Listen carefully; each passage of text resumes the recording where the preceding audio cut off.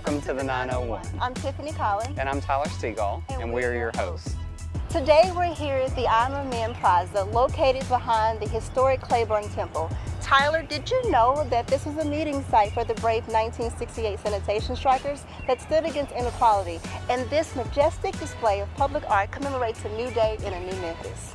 Well, I had the opportunity to interview Cliff Garton, the artist, and John Jackson, the architect of the I Am a Man Plaza. After speaking with them, I'll probably see something different each time I come out to the park. Well, with that being said, let's check out what others had to say about the plaza at the opening ceremony. What a glorious day in the city of Memphis, and thank you all for coming out to join us here this morning on this hallowed ground. My name is Doug McGowan. I'm the Chief Operating Officer for the city of Memphis, and what a great turnout, and we have some really special people with us today. Before we get started, I'd like to recognize some of the elected officials who are with us today. Congressman Steve Cohen, I know I saw you here earlier today. Also have Councilman Martavius Jones with us, as well as Councilman Joe Brown, right over here. Obviously, Chairman Berlin Boyd's on our program, as is Mayor Jim Strickland. And we also have former City Councilman Michael Hooks Sr. here with us. So, any other elected officials I missed? If I did, I apologize. Anyway, thanks for being here with us today. This is a special day for Memphis and what has been a very special week for Memphis, Tennessee. And today, the ground upon which we all stand is going to become just a bit more special as we place into service this marker that commemorates so many things that are so important to all of us here in Memphis. Shortly, we'll be cutting the ribbon on I Am a Man Plaza, a place that is surely going to be iconic for our city and for the world, and where people will come from all over to hear the story of what happened here. We're going to be joined not only by the artist, Mr. Cliff Garton, and several members of his studio, but also by a cast of inspiring Memphians who are going to help us set the tone for this special place. This morning, you're going to hear from Mayor Jim Strickland and Chairman Berlin Boyd. Together, they cast a bold vision for what the city's participation should be in this 50th commemoration, and together, they commissioned this plaza. You're going to hear from Mr. Elliott Perry and Ms. Terry Freeman, who together are going to share stories of our collective past, and they're also going to talk about how we're forging a new future in 2018. You're going to hear from the artist, Cliff Garton, and you're going to hear from John Jackson, the landscape architect who built this beautiful place. You're going to be inspired by Miss Karen Brown, who she's going to bring us a Mahalia Jackson song that has words that have such deep meaning to all of us and had special meaning to Dr. King. You're also going to hear from a special person that made this possible. That's Miss Diane Rudner and the Plow Foundation. Thank you. With her family's continued legacy of service to our city, this place would not have been possible without her incredibly generous gift. And after all that, will come the moment you've been waiting for. The mayor and Diane and several other dignitaries that we'll recognize at the time will cut the ribbon and bring into service I Am a Man Plaza. And so, if everyone's ready, and are y'all ready? Very good. Then let's get this ribbon cutting started right. And there's no better way to start than to hear words that I think will be familiar to all of us, words that resonate deeply in the city of Memphis, but more importantly, resonate across the globe. And so with that, I'd like to call to the stage Mr. Darius Wallace to share those inspiring words. Deep down in our nonviolent creed is the conviction that there is something so dear, something so precious, something so eternally true that they are worth dying for. And if a man happens to be 39 years old, as I happen to be, and some great truth stands before the door of his life, some great opportunity to stand up for justice, he's afraid of his home getting bombed, or he's afraid of getting shot, or losing his job, or beat down by state troopers. He may go on to live until he's 80, but he'll be just as dead at 39 as he would be at 80. And the sensation of breathing in his life is merely the belated announcement of an earlier death of the spirit. He died. A man dies when he refuses to stand up for that which is right.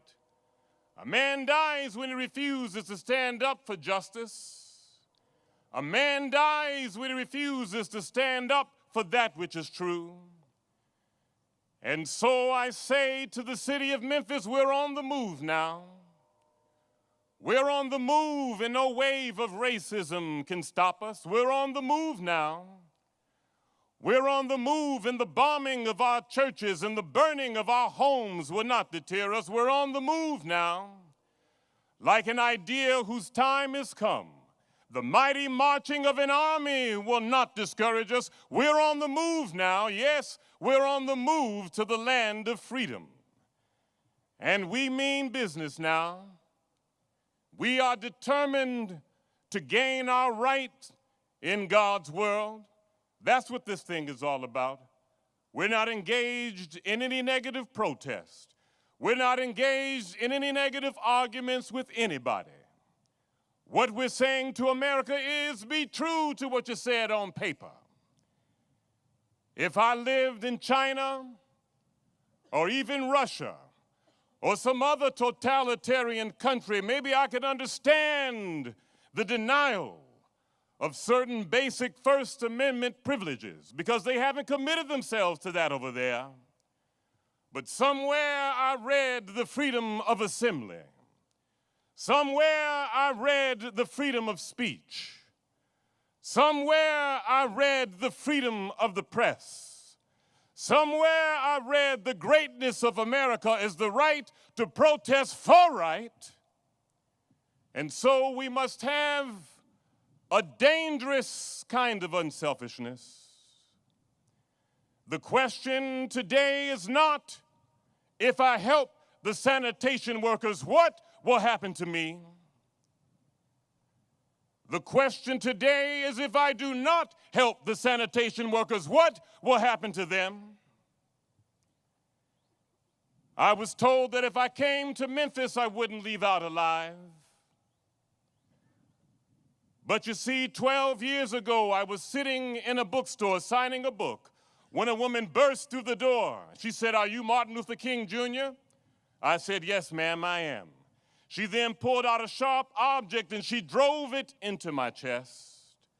And the doctors say if I had sneezed or if I had laughed too hard, I would have died then of a heart attack.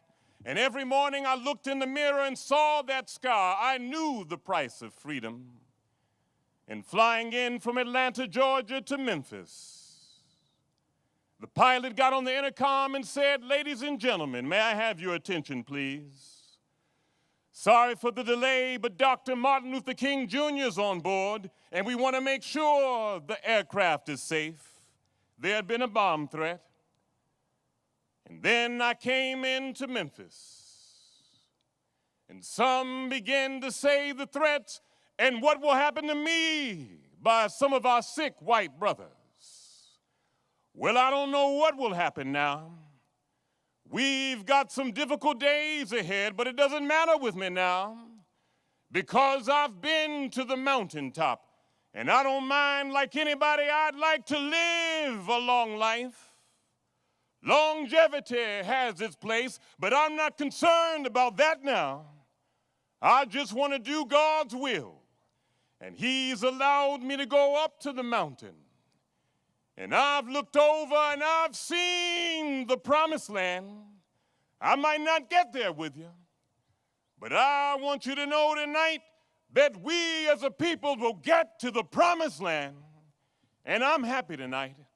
I'm not worried about anything. I'm not fearing any man. Mine eyes have seen the glory of the coming of the Lord. Welcome to everyone on this very significant day as we honor the 1968 sanitation workers. As we started preparing for this occasion more than 2 years ago, it became clear to us that a priority for Memphis would be something permanent, something lasting, that would celebrate and honor the courage of these men. So today, we will formally unveil I Am a Man Plaza. Now, like all good things in Memphis, it would not have happened without a team effort. And so many people are here to thank that I'm going to mention some of them. I'm sure I'm going to miss out on some. But first and foremost, the City Council. This could not have been done without the partnership of the Memphis City Council. And then our superstar coordinator, Patrice Thomas, and the entire City of Memphis team. The Urban Art Commission and Lauren Kennedy, thank you for your partnership. The Plow Foundation and Rick Masson for your support. Now this is sort of full circle because Abe Plow gave the money that ended the strike in 1968, and now the foundation he started, the Plow Foundation, has enabled the construction of this lasting tribute.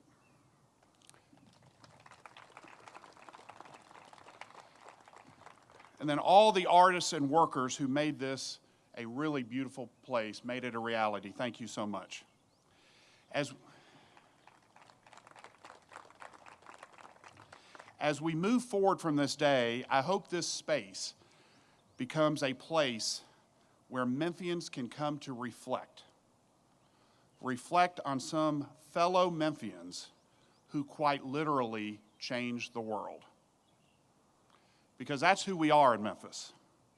And nowhere is that more evident than with these men and the ones who've passed, the 1968 sanitation workers who are here solely for today to pay tribute to you. Thank you so much. This plaza will always be a reminder of heroes who fought for equity and political freedom in every form. While it's embedded in the history of Memphis, it represents an opportunity to inspire us and constantly remind us to reflect on our intentions and to examine the complex needs of our current and future communities. We all have different views of how social and civil rights issues should be addressed. But I know everyone here today, whether you're an artist, an architect, a technician, a landscaper, or anyone who had any part in creating this beautiful plaza, is moving forward with good intentions and a passionate desire for a more equitable society. The greatest long-term value of this newly created I Am a Man Plaza, I feel, is the symbolic opportunity it presents to take our ethical temperature and constantly ask ourselves, are we preparing for a better future, both individually and collectively? While the board and the staff of the Plow Foundation are here to honor the legacy of the sanitation workers primarily, we also thought this was the perfect opportunity to honor the legacy of our founder, Abe Plow, who played an instrumental role in settling the sanitation strike in 1968. Over a generation later, his legacy continues, even though, unfortunately, some efforts we support are from the same root causes. But we have just taken different forms of trying to solve these, such as reducing disparities in healthcare delivery, needed enhancements in the public school system, help for victims of physical and financial elder abuse, and various efforts to hopefully create a crime-free Memphis community.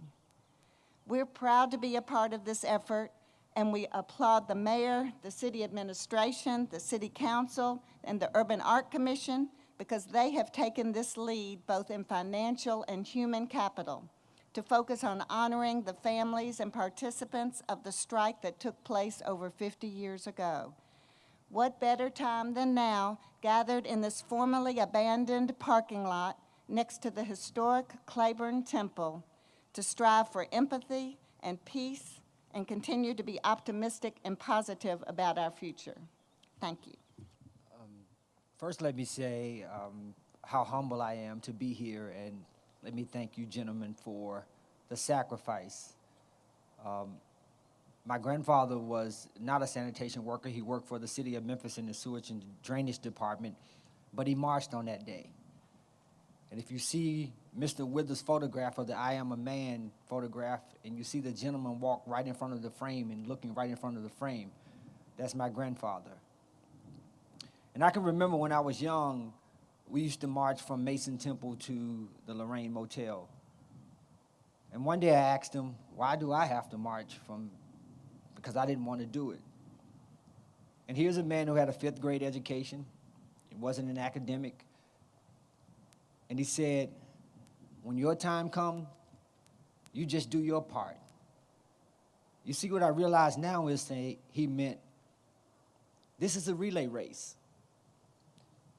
I run the first leg of the relay race, and ultimately you have to pass the baton to the second leg.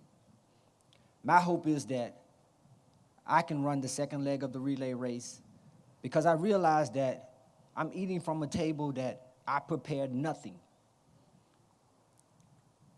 And so I'll leave you with this because here's where I interject. One of Dr. King's, in one of his speeches when he was talking about the Vietnam War, he said, on the one hand, we are called to play the Good Samaritan on life's roadside. But you see, that will only be an initial act. We must come to see that the whole Jericho road must be transformed so that men and women would not be constantly beaten and robbed as they make their journey on life's highway. True compassion is more than flinging a coin to a beggar. It comes to see that an edifice which produces beggars needs restructuring. And so all of these issues we talk about, these issues are alive today. When we talk about the race issues, when we talk about police brutality, when we talk about livable wages, when we talk about health care, we realize that African Americans are at the bottom of all of those lists.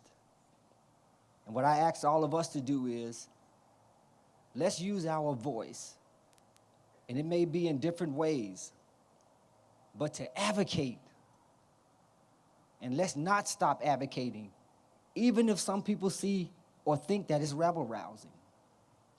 What we seek to do is, as we set this table for the next generation, that we can faithfully and honestly pass the baton to some young person, and they feel like I have something to hold on to that I can take it to the next level. So again, I'm grateful to be here. To the sanitation workers, thank you, thank you, thank you. First of all, I would like to applaud the mayor and the council for creating this park and thank the Plow Foundation for their investment in this. Public art is really important, and public art that has a meaning is that much more important. But what I really wanted to, first of all, congratulate the sanitation workers and thank you for your service. But I wanted to actually tell a story about how I'm connected to the sanitation workers in a way. My grandfather in Chicago worked for the post office. And he worked there all his life, but that wasn't what he wanted to do. He was an artist, and he used to draw sports cartoons. And newspapers used to actually accept his sports cartoons. In fact, he told me that when Joe Louis made his first $50 on winning a fight, he made $50 on drawing the promotions. But when they found out that he was black, they wouldn't accept his artwork any longer. And so he made his career at the post office. That clerk was able to send this granddaughter to college because of the work ethic that he had and because of the post office. And I used to see my grandfather be so proud of, I'm not sure the exact title, but the Brotherhood of Postal Workers, and how important that union was to him. He taught me so much in the sacrifice that he made from the love of his artwork that he couldn't do, but he made it work anyway. And he did what he could do to make sure that this generation would be secure. I think that this is what the future is. Each of us have to pay it forward. And we have to recognize that the issues that persisted for Elliot's grandfather, for the sanitation workers, for my grandfather, unfortunately, they persist today. We can't afford, frankly, to come back in 10 years and say, we're still focusing on the same thing. I am a man, a short phrase that only consists of 4 words. But yet these 4 words made the world think. The word I am a man were beyond factual. They were also inspirational and transformative. These words created a movement which led to Dr. King's last visit to Memphis. The I Am a Man Plaza should be a place to remember the past, but also focus on our future. This plaza shows us what can be done when people come together and work towards change that not only impacts their lives, but the lives of others. Too many times we sit back on the sidelines, hoping for change, but not willing to stand for change. These men's sacrifices represents the epitome of the saying that it's not the size of the dog in the fight, but the size of the fight in the dog. Let us mark this plaza as a place where dreams can become realities, desperation can become hope, and isolation can become inspiration. Allow this plaza not only to inspire us, but let it inspire positive changes, not only in Memphis, but throughout the world. In the words of Dr. King, be a bush if you can't be a tree. If you can't be a highway, just be a trail. If you can't be a sun, just be a star. For it isn't the size of you that you win or fail. Be the best of whatever you are. It is a privilege for me at this moment to do a little special thanks of all of the people that have really contributed to the construction of this great plaza. And so, special thanks to the one and only Doug McGowan, who is the tools and resources of this project. We have Patrice Thomas, who was the project team lead. Lauren Kennedy of the Urban Arts Commission. Cliff Garton of Cliff Garden Studios. John Jackson of JPA Incorporated. Martin Carradine of Precise Construction. And let me stop right here because Martin Carradine, you get a special shout out because you and your team worked through the snow, through the rain, at night. So I want to give you a special thanks for making this possible. Anderson Guy and David Rosenbaum, All World Project Management. Special shout out to them. And Lakeith Mason. I saw Lakeith somewhere walking around here, but Lakeith Mason, Felicia Harris, Allison Fouché. We want to thank the city chiefs, division directors and their staff, Ursula Madden of Communications, Robert Connect, Public Works, Antonio Adams of General Service, Paul Young at HCD, Manny Boleen of Engineering, and a special thanks to my colleagues, the wonderful group that I represent, Memphis City Council, and to the mayor's office. The mayor said at the beginning we couldn't do this without a partnership between the mayor and the city council. So, folks, in just a minute, we're going to move to the ribbon cutting. But before we do so, there's several other special people I'd like to recognize. Mr. Bill Lucy is with us today. He was here. Bill, are you still here? Bill so ably represented the folks back in 1968 and is here with us to help us cut the ribbon. And he was instrumental in helping us get to closure in the strike. And we also have Reverend James Lawson with us down here in the front. You'll see him memorialized on the circle. So, Reverend, we're so glad to have you here. And we'd please love to have you join us in the ribbon cutting. Before I close, just one other program note. What a fantastic turnout we have here today. This is a special place. It's the epicenter of the things that happened in Memphis. We have the National Civil Rights Museum just a few blocks away. Tomorrow at 1 p.m., we will be unveiling another iconic park in Memphis, Dr. Martin Luther King Jr. Reflection Park, 2 blocks that direction at the corner of 2nd and Dr. Martin Luther King Boulevard. And I encourage all of you to come tomorrow for a similarly inspiring event at 1 p.m. And if you haven't, I'd also like to call recognition. She's no longer with us, but she has a team of individuals who are here representing her, Miss Cornelia Crenshaw, who is an icon in a community standing for civil rights. If you are not aware, 2 blocks to our east is the Cornelia Crenshaw Branch Library. There is a brand new marker placed in her honor in front of that library, and it has been spruced up. I encourage you all to get there and learn just a bit more about how important she was to us. And so, if I can have everybody stand and move back towards the gates, we'll have the mayor, the artists, Reverend Lawson, Mr. Lucy, and I'd like some folks who are representing Miss Crenshaw as well to join us in the ribbon cutting as we officially open I Am a Man Plaza.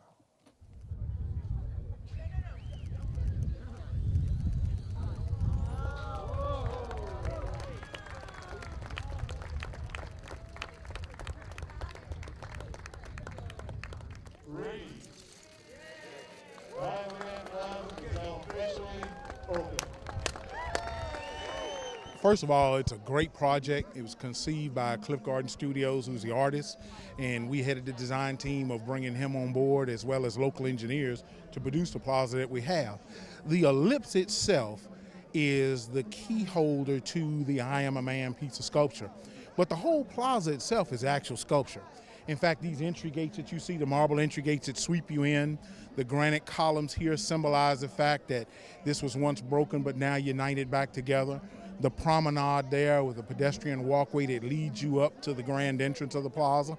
And then, of course, the dedicatory wall behind it that has the 1,300 plus sanitation workers' names who we honor there. Walking through is really key. It's the places that I make are really designed to hold people in a very intimate way. So the first thing that happens is you walk through these marble gates with these quotations from different people who were involved in the '68 strike. And the idea is that you have to walk through their words to get into the site. And then right beyond that is the I Am a Man sculpture, which is that slogan that carried the resistance. And then beyond that is a dedicatory wall with 1,300 names of people working in the sanitation department.